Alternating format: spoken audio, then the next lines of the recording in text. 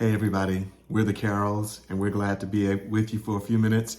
My name is Cornelius and this is my wife Yolanda. We've been married almost 44 years and we are so glad to share a few thoughts with you about marriage and relationships. You have questions, we've got a few answers. So we want to spend just a few minutes talking about trust. Trust is always a big one. As we walk this journey out, when we coach and empower and just have downtime with couples, trust always becomes a topic of discussion. And trust is a big word. It's can be very complicated, but it is absolutely positively necessary to have a successful relationship. Right. Absolutely positively necessary. And just right out of the gate, if you don't trust someone, if you don't, be it because of unresolved things that you have, if you do not trust someone, please don't get in a relationship with them until you can get that healed or resolved. But if you do not trust someone going into the relationship, you will not trust them. That's a unhealthy. You're starting off dragging your leg in the race. You're starting off dragging your leg in the race. To trust someone, and certainly there have been and will always be some kind. We'll go into a fault. It could be something minor that I don't trust you to remember to put the trash out every Sunday night, knowing that it's going to be on Mondays. So it's my expectation that the trash not be taken out be picked up on Mondays. However, or something very major, that there was a fault or there was a breach in some way, and so infidelity or something non-integrous in that manner or things like that. So those are areas that the trust there will be a breach in the trust. However, we've got to get that resolved, got to get that rectified before we can move forward. With my husband, God has been very faithful to us, and He has our marriage is evidence of God's keeping power. Right. So we do not have experience in a breach of trust like that. However, we have already put it on the table, put it down for the books that that's not a deal breaker. Definitely, as I said, I say on oftentimes now, it will not be well over here on East Fork Street. However, there are opportunities to repair the breach. There can be opportunities to get professional help. There are opportunities to speak with a coach, a counselor, expert in that area, a psychologist, a psychiatrist, that we can even peel back the onions to see why trust is an issue coming into the relationship. However, as I said earlier, is if you know that's a challenge already, let's distrust will show up in a lot of ways, but let's manage that. Let's try to get that resolved before we even move forward into a serious dating relationship or anything similar. Distrust will show up in the form of jealousy.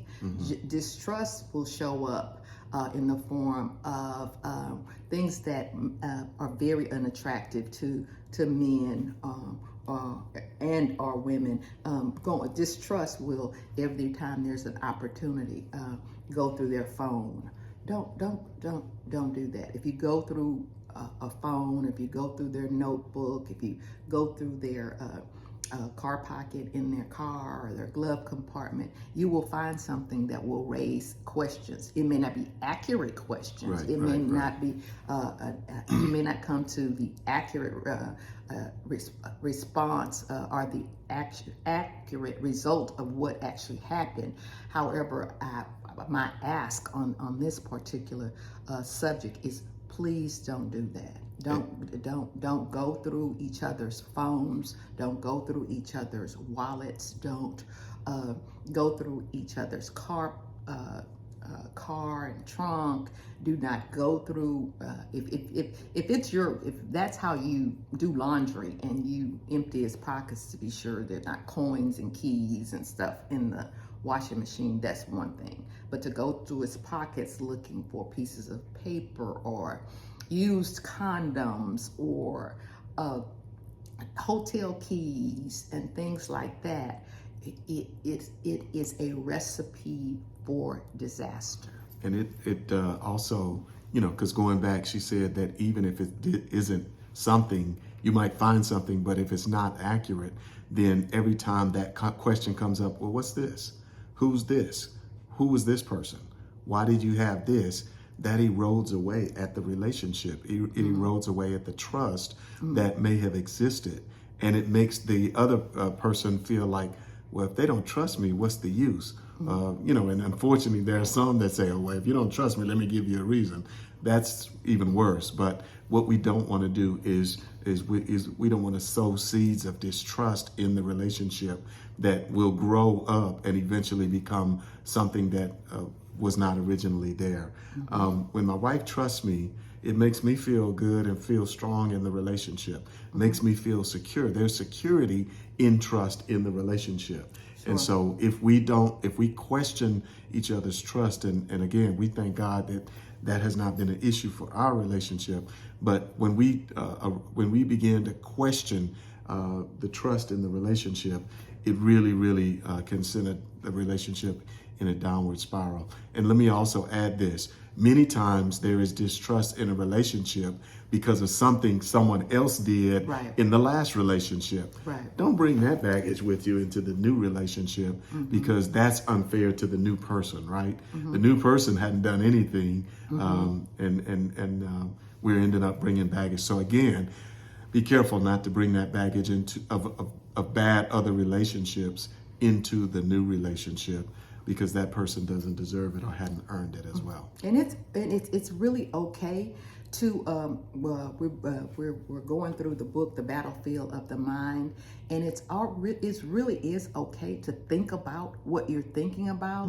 And if there is a reaction that you have to your spouse, your husband, your wife, your mate, every time this particular thing happens, let's think about what we're thinking about and why that triggers me that way. And again, if we're bringing that dead dog from a former relationship, or if anything feels vaguely familiar to that past hurt, that past relationship, that past encounter, that past employer, that past mother-daughter relationship or father-daughter relationship. And my therapist, and at some point I'll share in detail about it, but one of the things that my therapist said to me, and it's been some time ago, but you're not that 14-year-old girl anymore. So I say to you who are looking and listening, you're not that 24-year-old former wife. You're not that 34-year-old ex-wife. You're not that 36-year-old single female who's been single all this time because of your encounters with men and women and employees and employers, and how your grandmother raised you. And so all of the things that have happened to you actually do determine where your trust gauge is, or where your trust meter is. However, we have to, if we want to be healthy, if we want to have a good relationship, we have to think about what we think about and make a decision to be vulnerable. To be able to trust, you have to be vulnerable. To be able to trust, you have to take a chance. And so as you walk into a new relationship, think about, okay, where is my trust gauge? How do I feel about this, that, the other?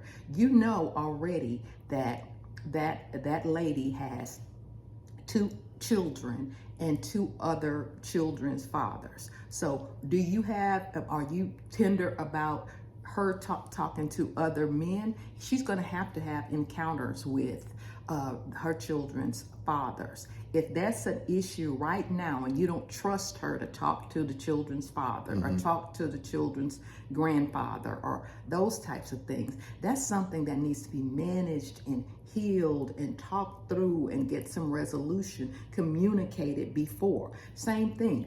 If you're marrying him or y'all are going into a long term relationship and he has a history with gambling and he has a history of mismanaging money, however, it's been 15 years and he's been responsible with money, but because your dad did that and you lost your house and y'all lived in the car and all of those types of things, do we have to hold your husband, your fiance, responsible for daddy didn't do that right, or the pain and the fear I felt because of what happens? And so again, distrust also, one of the symptoms of distrust is fear. So again, let's think about what we're thinking about and again, work on it before it becomes a problem.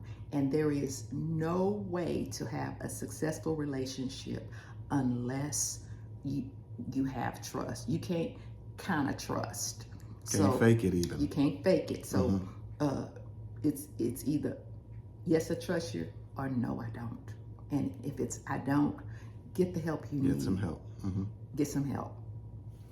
Thank you for joining us. We look forward to seeing you next time. Thank you.